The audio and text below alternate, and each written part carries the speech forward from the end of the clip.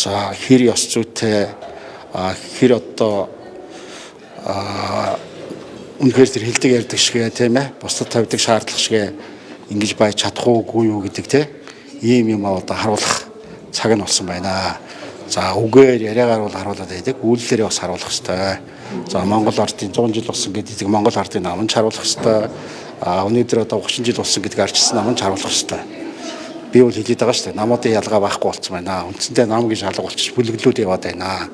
За ерөнхий сайд гэсэн одоо гарч ирээд тухайн үе хариуцлага хүлээгдэм бол хүлээгээд за үнэхээр үнэнч байж болно худлаач байж болно зохих байгууллагыг шалгах хэрэгтэй. Тэгээд хөдөлгөлцөж байгаа шалгуулж сайн байгаа. Тийм жишг тогтоолт.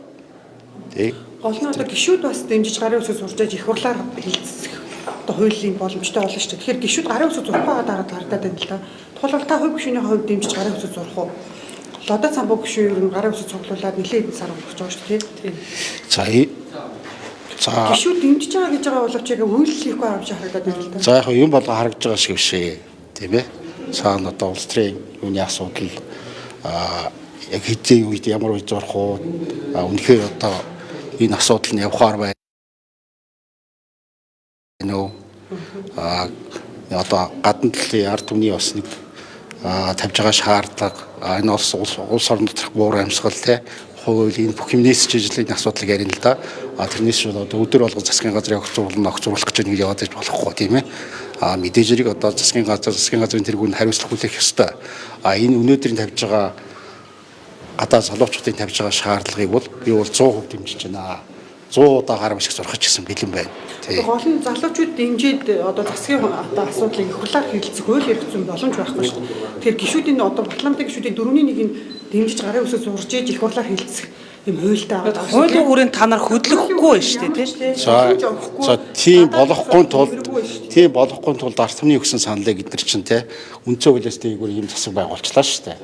Бүх намуудыг одоо намуудыг төлөөсөн ч гэдэг нэг хэсэг хүмүүсийг ажил алтан тушаал те ийм юмнуудаар одоо оосрлоод ч гэдэм худалдаж байгаа ч юм уу ингээд байгуулсан те тийм учраас одоо нөгөө нам гэдэг нь ажиллахгүй тэр үзэл бодол үнд зүйл дээр байхгүй ийм болчиход байна. Энийг одоо засаа гэд өмнө одоо шудраг тавгээ гарч иржсэн те 5 жилийн өмнө хэдэн жилийн өмнө гарч ирээд гадаад талбайтаас жагсаж байгаа л бас засгийн газрыг огцруулж илаа шүү дээ. Хурлын дараагаар сольж исэн. Тэгэхээр үнэхээр ард түмэн хүчтэй юм уу? Энэ албан тушаалтнууд хүчтэй юм уу гэдгийг бас ахаад үзүүлэх шаардлагатай болж байгаа шиг байна. Танаа намын бүлэг хилцэх үү? Албан ёсоо. Хилцэх ёстой. Хилцэх ёстой. Хэрвээ бүлэг юм бол. Тийм. Арчсан намал юм бол. Бүлгийн гишүүд бол намын дарахтаа шаардлага хөрвүүлж штэ. Нам одоо энэ хамтарсан засгаас гараа гэдэг. Энэ шаардлагыг ер нь хүлээж авах боломжтой юу? Энийг өнөөдөр хурлаар бас ярьсангүй юу? Гэхдээ энэ ч яг зөв ёсны шаардлага шүү дээ тийм ээ. Нэг хэсэг нь одоо 68 судалтай засгийн газраа байгуулаа явуучих хариуцлага хүлээчих ийм нам байсаар байна шүү дээ. Тэгээд тэр 68 судалтай нам л одоо энэ хамаг юм хийж байна. Тэгээд хилэнгүүт нь нөгөө сөрөг хүчээ зөв юм ин одоо дэмжээд буруугийн засаа явж явах одоо яг арчилсан тогтолцоог утгыг нь алдуулж байна л да. Нэг хэдэн хүнийг дуудаж явчаад одоо ийм сайдаг чинь дотор ингээ ажил тэгээд арчилсан нам шиг арчилтай байгаа юм шиг харагдаад байж гэсэн ийм л юм хийж байна. Энэ бол одоо нөгөө миний хэлээд байгаа тэр автократ засаглалын нэг л шинж байгаа байхгүй юу? Би өөрөөсөө улс их орныхаа их ашиг арчилсан үзэл бодол энэ юм дээр л байдаг хүн шүү дээ. Тэгээд яа гарын үсгээ зурхгүй байгаа юм бэл? Гишүүд ер нь ерөөсөө зурхгүй байгаа юм л та. Зүгээр улс төр энэ тэнд хийгээл одоо иргэдэж дэмжихгүй залуучууд жагслаа гэж засгийн газар өгсөрлж чадахгүй шүү дээ тийм. Яг хуулийнхаа хүрээнд бол үгүй яаж чадахгүй. Хэдийн шалтгаан л одоо хууль хэлээд байна шүү дээ. Албан тушаалтны хүчтэй юм уу, ард түмэн хүчтэй юм уу? Тийм энэ залуучууд бол хүчтэй шүү дээ. Гэхдээ хууль тэгээ залуучууд хүчтэй байгаад засгийн газрыг огцруулна гэсэн заалт байхгүй шүү дээ. Засгийн газрыг уу? Тийм. Тэгээ өмнө огцорч л байсан мэт дээ. Яаж огцорч? Тэгэхгүй бол одоо цаашдаа тэгэл бидний амьдрал улмал бүдэг болно үст. Залуучуудын ирээдүйн өшөөл бүтгэл болно үст.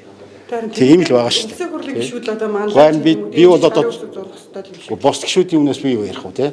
Уул нь бүгдээрээ энэ дотроо яриад өөрөө ч хэлдэг зөв.